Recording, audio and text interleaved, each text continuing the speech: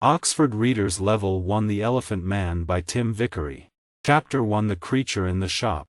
My name is Dr. Frederick Treves. I am a doctor at the London hospital. One day in 1884, I saw a picture in the window of a shop near the hospital. I stopped in front of the shop and looked at the picture. At first I felt interested, then I felt angry, then afraid. It was a horrible, ugly picture. There was a man in the picture, but he did not look like you and me. He did not look like a man. He looked like an elephant. I read the writing under the picture. It said, "Come in and see the Elephant Man, 2 pence." I opened the door and went in. There was a man in the shop. He was a dirty man in an old coat with a cigarette in his mouth. "What do you want?" he asked. "I'd like to see the Elephant Man, please," I said. The man looked at me angrily. "Well, you can't," he said. "The shop's closing now. You can come back tomorrow." "I'm sorry," I said, "but I would like to see him now. I have no time tomorrow, I have a lot of work to do. But I can give you more than 2 pence. The man looked at me carefully. Then he took the cigarette out of his mouth and smiled with his yellow teeth. "All right, sir," he said. "Give me 12 pence then." I gave him the money and he opened a door at the back of the shop. We went into a little room. The room was cold and dark, and there was a horrible smell in it. A creature sat on a chair behind a table. I say a creature, because it was not a man or a woman, like you or me. The creature did not move or look at us. It sat very quietly on the chair in the cold, dark, dirty room, and looked at the table. The creature had a cloth over its head, because of the cold. On the table in front of it, there was a dead flower. "Stand up," said the shopkeeper, loudly. The creature stood up slowly. It took the old cloth off its head, and put it on the chair. I looked at the creature and felt sad. I am a doctor, so I know a lot about accidents and ill people. I see horrible, ugly things every day. But this creature, this thing, was the worst of all. There were no men or women in the hospital like him. He wore some old trousers, but no shirt, coat, or shoes, so I could see his body very well. His head was the most interesting thing. It was very, very big, like an enormous bag with a lot of books in it. The head did not have much hair, and there was another bag of brown, dirty skin at the back of it. This skin came down below his neck. I could not see one of his eyes very well, because a lot of skin came down in front of his face, too. An enormous red tooth came out of his mouth, under his nose. It looked like an elephant's tooth. The mouth and nose were like holes in the face. The face could not smile or laugh or look angry or sad, because the skin could not move. It was dead, like an elephant's face. There were more bags of dirty skin on the front and back of the creature's body. These bags came down to his legs. The right arm was enormous, and there were bags of skin on it, too. The right hand was like a man's foot. But the left hand, the left arm and the left hand were beautiful. The left arm had wonderful skin, and the fingers of the left hand were long and beautiful. It was like a young woman's hand. "Walk, Merrick," said the shopkeeper angrily. "Come on, quickly, move." He hit the creature with his hand. Slowly, the creature walked across the room. But he could not walk well. His legs were very big and fat, and he had a bad back. He could not walk far without a stick. "All right, thank you," I said. "Let him sit down. I don't want to see any more." I felt ill, and the smell in the room was very bad. "Yes, sir," said the shopkeeper. "Sit down, Merrick." We went out of the room and closed the door. The shopkeeper smiled at me with his yellow teeth. "Wonderful, sir, isn't it?" he said. "The best elephant man in England. Hundreds of people come to see him, you know, hundreds. I take him all over the country, I do." "Yes, very interesting," I said. "Can I sit down?" "Yes, sir, of course. Here's a chair." He looked at me, smiling. "Would you like a glass of water, sir?" "Yes, please," I said. Then I looked at the things in the dirty shop. There were 2 or 3 bad apples and some old black bananas, that was all. No, thank you. "I'm all right," I said. Did you call the creature Merrick?" "That's right," sir. Joseph Merrick, the best elephant man in England. I take him all over the country, you know. Lots of people want to see him. Yes, I see. Do you get a lot of money? Well, sometimes we do, sir, yes. But it's difficult, you see, sir, because of the police.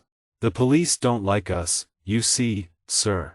So we can't stay in a town very long. We usually move every week. Yes, I see. Well, anyway, Mr. Silcock, sir. Simon Silcock. Yes, well, Mr. Silcock, I'm a doctor at the London hospital. My name is Dr. Treves. I think this man Joseph Merrick is very interesting, and I would like to see him at the hospital. I want to look at him more carefully, you see. Yes, sir, I see. But how can he get to the hospital? It's going to be difficult. Why, man, the hospital's not far from here. Well, yes, sir. I know. But, you see, Merrick can't walk very well. He needs help. You can come with him. Do you want more money? Is that it? Well, yes, sir, I do. But, you see, people are afraid of him too. In the road, little boys always run after him and hit him. Then the police get angry because people are afraid. Sometimes they take us to prison. I see, I said. Well, how can he come to the hospital, then? Bring a cab, sir, said Silcock. You can take him to the hospital in a cab. Chapter 2 The Card. So next day, at 7 o'clock, I came to the shop in a cab. There were not very many people in the road, because it was early in the morning. In November it is dark at 7 o'clock in the morning, and I could not see the shop very well. I waited 5 minutes. A postman walked past. Then the door of the shop opened, and the creature, Merrick, came out. I could not see his face or his body. He had an enormous black hat on his head, like a big box. A grey cloth came down from the hat, in front of his face. There was a hole in the cloth in front of his eyes. He could see out of the hole but I could not see in. He wore a long black coat, too. The coat began at his neck, and ended at his feet, so I could not see his arms, his body, or his legs. On his feet he wore big shoes, like old bags. He had a stick in his left hand, and he walked very slowly. I opened the door of the cab, and got out. Good morning, Mr. Merrick, I said. Can you get in? Help my pass steps, he said. I'm sorry, I said. I don't understand. For a minute he stood by the door of the cab and said nothing. Then he hit the cab with his stick. Steps, he said loudly. Help me up the steps. Then I understood. There were 3 steps up into the cab, and he could not get up them. Yes, I see. I'm sorry, I said. Let me help you. I took his left hand and began to help him. My right hand was behind his back. I felt very strange.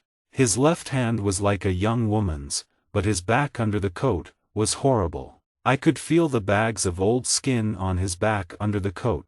He put one enormous foot on the first step, and then he stopped. After a minute, he moved his second foot slowly. Then he stopped and waited again. Hello, sir. Can I help you? I looked behind me. It was the postman. And behind him, I could see 3 young boys. One of the boys laughed. The postman smiled. Is the gentleman ill? He asked. I thought quickly. Yes. But this is a lady, not a gentleman. I'm a doctor, and she's ill. Take her hand, so I can help her better. The postman took Merrick's left hand, and I helped him with 2 hands from behind. Slowly, very slowly, Merrick went up the steps and into the cab. One boy was very near the cab. He called to his friends. Come and see this, boys. A fat lady in a black coat. And look at that enormous hat. The boys laughed. They were very near the cab too, now. I closed the door quickly. Thank you, I said to the postman. That's all right, sir, he said. She's a strange lady, sir, isn't she? She's ill, that's all, I said quickly. We're going to the hospital. Goodbye, and thank you. The cab drove down the road to the hospital. I looked at Merrick. That was difficult, wasn't it? I said. At first he said nothing, but then he spoke. His voice was very strange, but I listened to him carefully, and I could understand him. The steps were very difficult, he said. But most things are difficult for me. Yes, I said. Nothing is easy for you, is it? No, he said. He was very quiet for a minute. Then he said, "Who are you, sir?" "Who am I? Oh, I'm sorry, my name is Dr. Treves. Here, this is my card." I gave him a card with my name on. Then I thought, that was no good. This man can't read. But Merrick took the card and looked at it very carefully. Then he put it in his trousers pocket.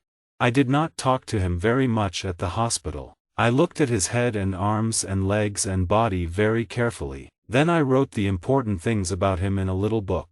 A nurse helped me. Merrick looked at her sometimes, but she did not smile at him or talk to him. I think she was afraid of him.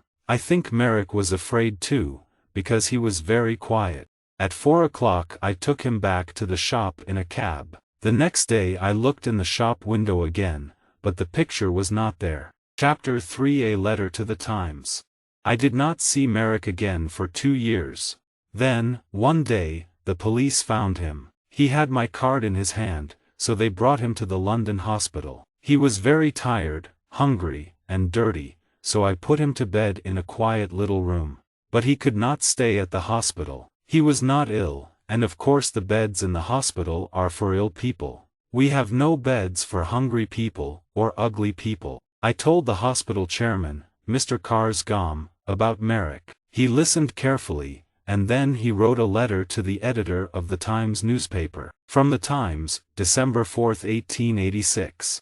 A letter to the editor. Dear Sir, I am writing to you about a man in our hospital. He needs your help. His name is Joseph Merrick, and he is 27 years old. He is not ill, but he cannot go out of the hospital because he is very, very ugly. Nobody likes to look at him, and some people are afraid him. We call him the Elephant Man. 2 years ago, Merrick lived in a shop near the London hospital. For 2 pence, people could see him and laugh at him. One day Dr. Frederick Treves, a hospital doctor, saw Merrick, brought him to this hospital, and looked at him carefully. Dr. Treves could not help Merrick, but he gave him his card. Then the shopkeeper, Silcock, took Merrick to Belgium. A lot of people in Belgium wanted to see him, and so after a year Merrick had 50. But then Silcock took Merrick's 50, left Merrick in Belgium, and went back to London. Merrick came back to London by himself. Everyone on the train and the ship looked at him, and laughed at him. In London, the police put him in prison. But then they saw Dr. Treves's card, and brought Merrick to the London hospital. This man has no money, and he cannot work. His face and body are very, very ugly, so of course many people are afraid of him. But he is a very interesting man. He can read and write, and he thinks a lot. He is a good, quiet man. Sometimes he makes things with his hands and gives them to the nurses, because they are kind to him. He remembers his mother, and he has a picture of her. She was beautiful and kind, he says. But he never sees her now. She gave him to Silcock a long time ago. Can the readers of the Times help us? This man is not ill, but he needs a home. We can give him a room at the hospital, but we need some money. Please write to me at the London Hospital. Yours faithfully, F. C. Karsgam, Chairman of the London Hospital. The readers of the Times are very kind people. They gave us a lot of money. After 1 week, we had 50,000, so Merrick could live in the hospital for all his life. We could give him a home. Chapter 4: Merrick's First Home. We gave Merrick 2 rooms at the back of the hospital. One room was a bathroom, so he could have a bath every day. Soon his skin was much better, and there was no horrible smell. The second room had a bed, table, and chairs. I visited him every day, and talked to him. He loved reading, and talking about books. At first he did not know many books, the Bible, and 1 or 2 newspapers, that's all. But I gave him some books of love stories, and he liked them very much. He read them again and again, and talked about them often. For him, the men and women in these books were alive, like you and me. He was very happy. But sometimes it was difficult for him. At first, One or two people in the hospital laughed at Merrick because he was ugly. Sometimes, they brought their friends to look at him. One day a new nurse came to the hospital, and nobody told her about Merrick. She took his food to his room, and opened the door. Then she saw him. She screamed, dropped the food on the floor, and ran out of the room. I was very angry with the nurse, and went to see Merrick. He was not happy about it, but he was not very angry. I think he felt sorry for the girl. People don't like looking at me. I know that, Dr. 26 Treves, he said. They usually laugh or scream. Well, I don't want nurses to laugh at you, Joseph, I said angrily. I want them to help you. Thank you, doctor, he said, in his strange slow voice. But it's not important. Everyone laughs at me. I understand that. I looked at him sadly. In his one good hand, his left hand, he had the little picture of his mother. He looked at the picture for a minute, and then put it by a flower on the table. A tear ran out of his eye and down the skin of his enormous, ugly face. Dr. Treves, he said, slowly, you and the nurses are very kind, and I'm very happy here. Thank you very much. But, I know I can't stay here long, and, I would like to live in a lighthouse, after the hospital, please. A lighthouse, or a home for blind people. I think those are the best places for me. What do you mean? I asked. Why? He did not look at me. He put the flower on the picture and looked at it carefully. Lighthouses have sea all round them, don't they? He said. Nobody could look at me in a lighthouse, so I would be happy there. And blind people can see nothing, so they couldn't see me, could they? But Joseph, I said, this is your home. You live here now. You aren't going to leave the hospital. 28, not Todsey, perhaps, he said. But soon. You are a kind man, Dr. Treves. But I can't stay here very long. I have no money. I smiled. Joseph, I said, this is your home now. Don't you understand? You can stay here all your life. Very carefully, I told him about the letter to the Times, and the money. I don't think he understood at first, so I told him again. He was very quiet for a minute. Then he stood up, and walked up and down the room very quickly. A strange sound came from him, like laughing. Chapter 5 An Important Visitor. I did not want Merrick to live by himself, like a man in a lighthouse. He read his books, and talked to me, but I wanted him to talk to more people. And I wanted him to talk to women. Merrick read about women in his books, but he did not often talk to women. He met the nurses every day, but they did not talk to him very much. For them, he was always a creature, not a man. One day, one of my friends, a beautiful young woman, came to the hospital. I told her about Merrick, and took her to his room. She opened the door, and smiled at him. Good morning, Mr. Merrick, she said. Then she shook his hand. Merrick looked at her for a minute with his mouth open. Then he sat down on his bed, with his head in his hand, and cried. He cried for nearly 5 minutes. The tears ran down his face, between his fingers, and onto the floor. My friend sat on the bed beside him and put her hand on his arm. She said nothing, but she smiled at him and shook his hand again before she left. Dr. Treves, he said to me that night. That lady was wonderful. My mother smiled at me once, many years ago, but no women smile at me now. But this lady smiled at me too, and she shook my hand. A beautiful lady smiled at me and shook my hand. My young lady friend came again the next week, and talked to Merrick for half an hour. The week after that, she came again with a friend. They gave him some books, and had a cup of tea with him. It was wonderful for him. For the first time in his life, he had some friends. He was a very happy man. He sat in his room, and read his books, and said no more about living on a lighthouse. People began to read about Merrick in the newspapers, so had a lot of visitors. Everybody wanted to see him. A lot of important ladies and gentlemen visited him. They smiled at him, shook his hand, and gave him books. Merrick liked talking to these people, and he began to forget about his ugly body. His visitors never laughed at him. He began to feel like a man, not a creature. One wonderful day, a very important lady came to the hospital to visit him. I met the lady, and took her to his room. Then I opened the door, and smiled at him. "Good morning, Joseph," I said. "There is a new visitor to see you today. A very famous lady." Merrick stood up beside his table. He did not smile, because his face could not smile, but his eyes looked happy. "That's good," he said. "Who is it?" I moved away from the door, and the visitor walked in. "Your Majesty, this is Joseph Merrick," I said. "Joseph, this is Her Majesty, Queen Alexandra, the Queen of England." Queen Alexandra smiled at him. "How do you do, Mr. Merrick?" she said. "I'm very pleased to meet you." Then she shook his hand. Merrick did not move. For nearly half a minute he stood and looked at her with his mouth open. Then he spoke, in his strange, slow voice.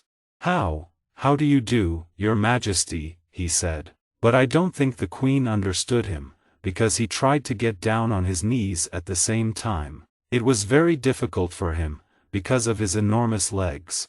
"No, please, Mr. Merrick, do get up," said the Queen. "I would like to talk to you. Can we sit at your table?" Yes, of course," he said. They sat at the table. She took his left hand, the good hand, in hers. She looked at the hand carefully, and then smiled at Merrick again. "I often read about you in the newspapers," she said. "You are a very interesting man, Mr. Merrick. You have a very difficult life, but people say you're happy. Is it true? Are you happy now?" "Oh, yes, Your Majesty, yes," said Merrick. "I'm a very happy man. I have a home here now, and friends, and my books. I'm happy every hour of the day." "What a wonderful story," she said. "I'm very pleased to hear it now. Tell me about your reading. I see you have a lot of books here." "Oh, yes, Your Majesty. I love my books," said Merrick. And for nearly half an hour they sat and talked about books. The Queen gave him a little book, and some red flowers, before she left. After her visit, Merrick began to sing. He could not sing easily, of course, because of his mouth, but all that day there was a strange, happy noise in his room. He looked at the flowers carefully, and put them on his table. He had many visits from the Queen, and at Christmas she sent him a Christmas card. Windsor Castle, December 20th, 1888. Dear Joseph, here is a small Christmas present for you. I think it looks like me, doesn't it? I do like visiting you very much, and I am going to come to the hospital again in the new year. Happy Christmas. Your friend, Alexandra. The present was a picture of Queen Alexandra, with her name on it. Merrick cried over it, and put it carefully by the bed in his room. Then he sat down and wrote a letter to the Queen. It was the first letter of his life. The London Hospital, December 23, 1888. My dear Queen, thank you very, very much for your wonderful card and the beautiful picture. It is the best thing in my room, the very best, the most beautiful thing I have. This is the first Christmas in my life, and my first Christmas present. Perhaps I had a Christmas with my mother once, but I do not remember it. I have my mother's picture too, and she is beautiful, like you. But now I know many famous ladies and kind people like Dr. Treves, and I am a very happy man. I am happy too because I am going to see you in the new year. Happy Christmas to you, my dear friend. With all my love, Joseph Merrick. Chapter 6. Outside the hospital. Merrick had a lot of friends now, but he was more like a child than a man. He could read about things, and talk to his visitors, but he could not go out of the hospital by himself. He thought and played like a child. After Christmas, he wanted to go to the theater. This was very difficult, because I did not want the people in the theater to see him. But a kind lady from the theater, Mrs. Kendall, helped us. We bought tickets for a box at the side of the theater. We went to the theater in a cab with dark windows, and we went into the theater by a door at the back, the Queen's door. Nobody saw us. 3 nurses sat at the front of the box, and Merrick and I sat in the dark behind them. Nobody in the theater could see us, but we could see the play. It was a children's Christmas play. Merrick loved it. It was a most wonderful, exciting story. Often he laughed, and sometimes he tried to sing like the children in the theater. He was like a child. For him, everything in the story was true. Once he was very afraid, because the bad man in the play was angry and had a knife. At first Merrick wanted to leave the theater, but I stopped him. Then he was very angry with this bad man in the play. He hit his hand on his chair, and stood up and talked to the man. But nobody heard him. When 42 the bad man went to prison, Merrick laughed. Merrick thought the beautiful young lady in the play was wonderful. He wanted to talk to her too. At the end of the play he was very happy because she married a good young man. He remembered this play for a long time, and he talked a lot about the people in it. "What do you think they did after we left?" he asked me. "Where do the young lady and the young man live? What are they doing now?" "I don't know," I said. "Perhaps they live in the country." Merrick thought about this for a long time. Then he said, "Dr. Treves, can I go to the country, please? I saw the country once from a train, but I never went there. I often read about it in books. It's very beautiful, isn't it? I would like to see it." The visit to the theater was difficult, but a visit to the country was more difficult. But again, one of his new friends helped us. She had a small house in the country, and Merrick could stay in it for the summer, she said. I took Merrick to the country in a train with dark windows, so nobody could see him. Then we went in a cab to the country house. There were a lot of trees near the house, but no people lived near it. A countryman brought food to the house every day, but no people came near it. I stayed with him that night. At night, it was very dark 44 and quiet. In the morning, hundreds of birds sang in the trees, and everything outside the house was green. Merrick walked under the big trees, looking at things happily, and singing his strange song. I went back to London, but Merrick stayed there for 6 weeks. He was wonderfully happy. Every week, he wrote me a letter. Apple Tree House, West Wickham, Berkshire, July 21, 1889. Dear Dr. Treves, I had a wonderful day again today. It was very warm, so I walked under the trees and sat by a stream. The water in the stream made a beautiful noise, like singing. Did you know that? I listened to it for 2 hours. Lots of little birds came near me. One had a red body in front, and a brown back. I gave it some bread, and it sat on my hand. A lot of birds are my friends, now. I watched the fish in the stream, too. They were very exciting, because they move very fast. One minute they were there, and the next minute I couldn't see them. But I waited quietly, and they always came back. I put my hand in the water, but I couldn't touch them. I met a big dog yesterday. It made a very loud noise, but I was not afraid. I sat down quietly and looked it, and it came and smelt my hand. I saw it again today, and gave it some bread. It likes me now. I am going to put some flowers from the country in this letter. There are hundreds of flowers here. Did you know that? I like the little blue ones best, but they are all beautiful. I have lots of them in my room. I give them water every morning. Little flowers are very thirsty, you know. I am very happy here, Doctor, but I want to see you again soon, too.